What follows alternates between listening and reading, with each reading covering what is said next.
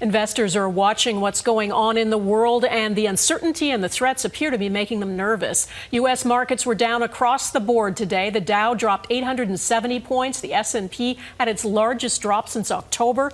Our senior business correspondent, Ann Gaviola, looks at what's driving this sell-off. Ann.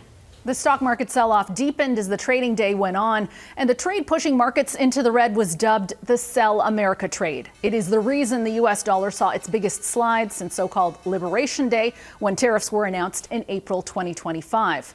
Investors also dumped U.S. bonds, sending prices tumbling, and gold, which is a safe haven asset, a magnet for money during uncertain times.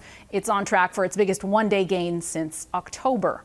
But there is another school of thought that was reflected in a variety of analyst notes circulating today, and it's the reason why the sell-off wasn't as steep as it might otherwise have been.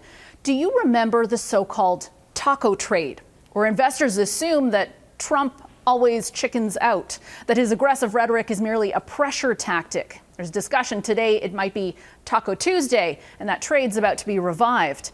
And if you listen to White House representatives, you'd be led to believe that the U.S. president's Greenland threats are simply a negotiating tactic.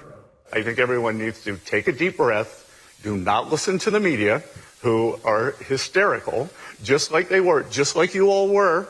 Let's just go back to what happened after April 2nd, hysteria.